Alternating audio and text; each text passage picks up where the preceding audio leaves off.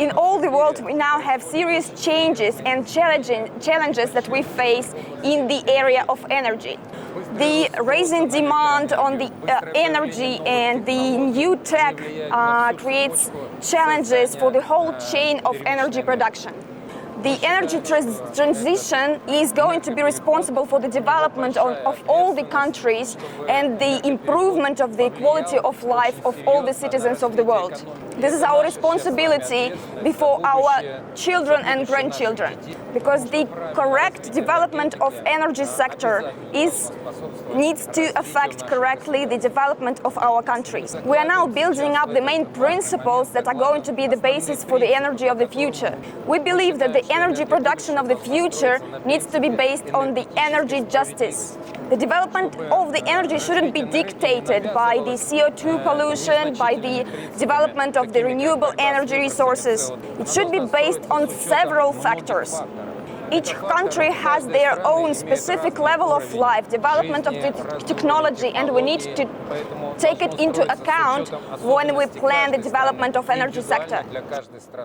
Each country needs to be sure of the energy security.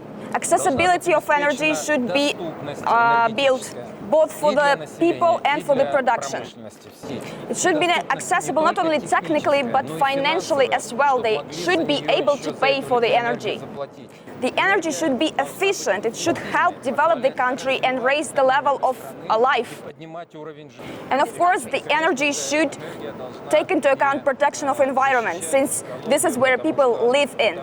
That's why the concept of energy justice is based on many factors and takes into account specifics of each separate country. BRICS countries, of course, now have a special agenda, a special goal. On the basis of BRICS, we are building a multipolar world. And the objective of this multipolar world is having in mind individual specificities of each country.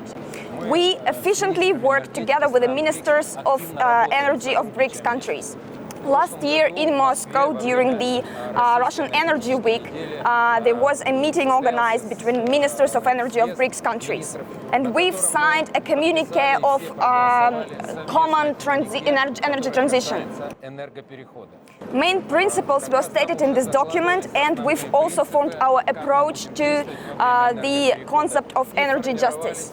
On the 19th of May in Brazil, we've again met together with the ministers of energy of BRICS countries.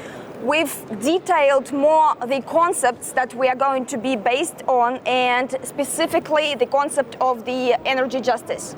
And we've developed an agenda of the development of energy sectors of the BRICS countries by 2030. Today, in the framework of the SPIEF, we continue working on that and talking about it, promoting this idea. We do know of the challenges that African countries face, where 600 million people don't have access to energy. And more than 1 million people don't have an opportunity to cook food using pure energy.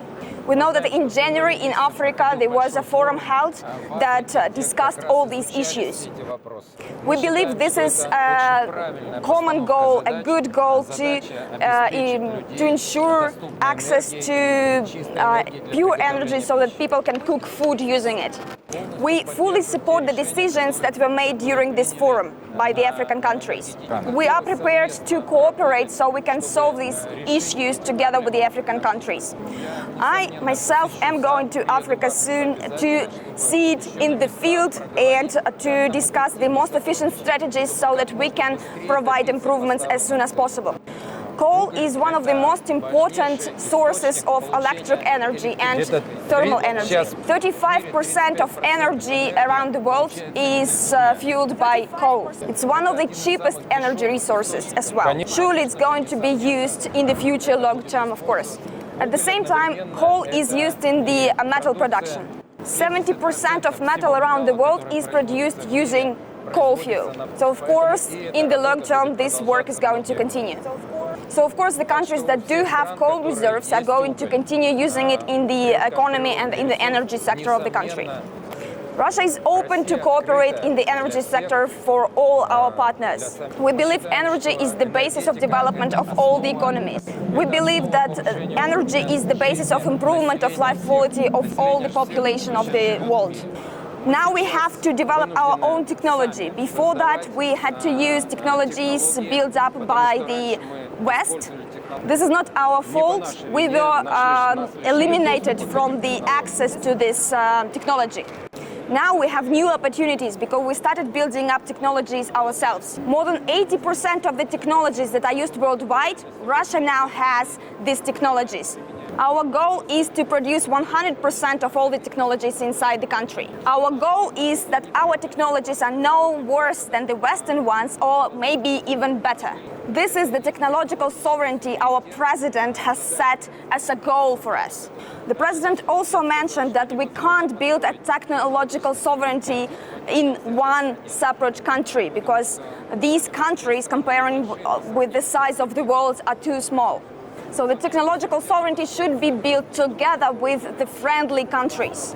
And Russia has many friendly countries. It's more than half the world. So we are ready to share our technologies with all our friendly countries. We are ready to learn from them and from their technologies as well, and together create the technological sovereignty, but based on the principle of energy justice, which includes accessibility of new technologies for every country, and the access of financial instruments that would allow usage of such technologies. We already do work with Mexico. We have great technologies in liquid natural gas, liquefied.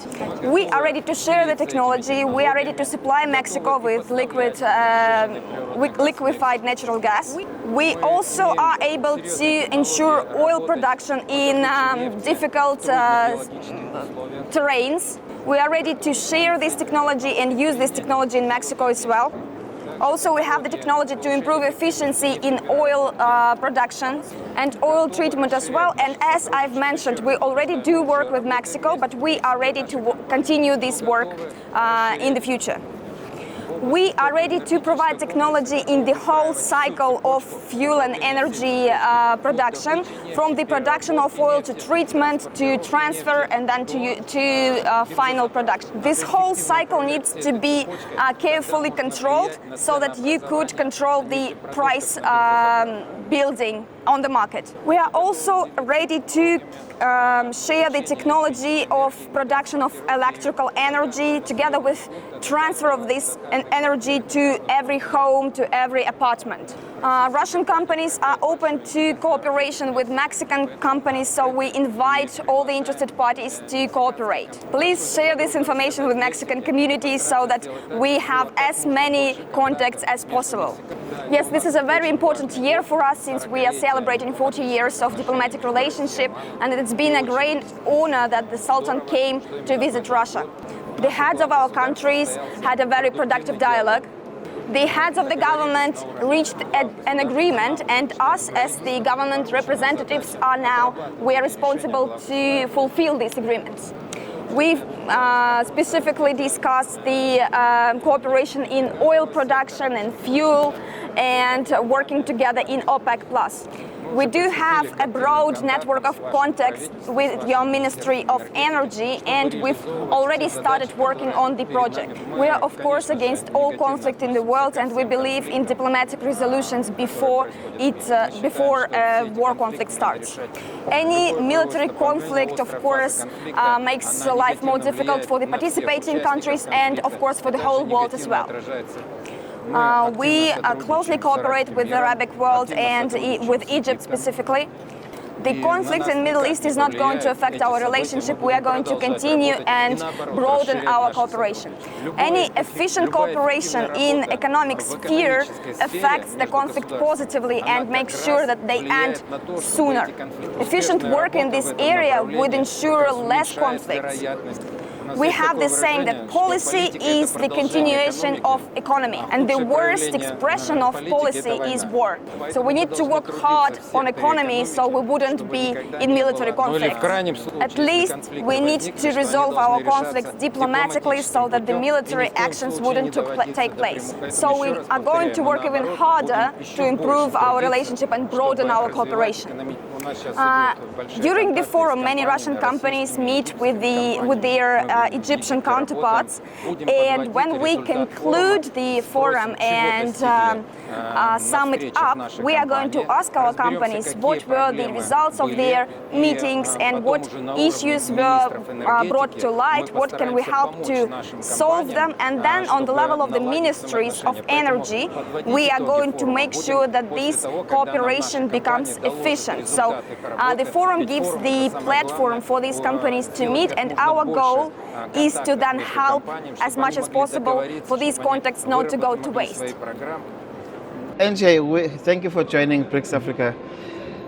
We just had a conversation with the Minister of Energy, and he was telling us about that aligned countries need to pull together for the sovereignty of energy, especially in African countries.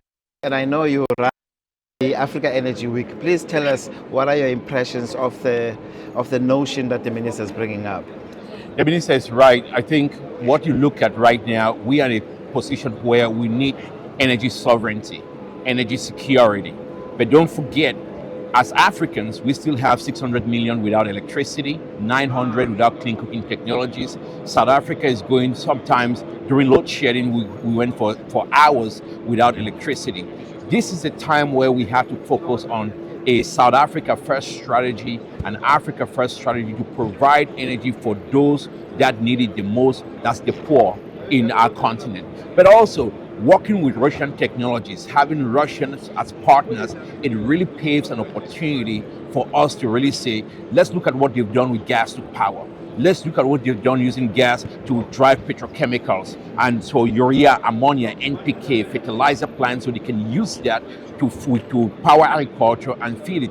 Russia has gone from being a net importer of food to a net exporter of food. We can do that right in South Africa. And not just feed South Africa, but the 300 million people around SADC start to benefit from that, but it starts with energy. And I think this relationship is critical for us to drive our energy future better. Thank you.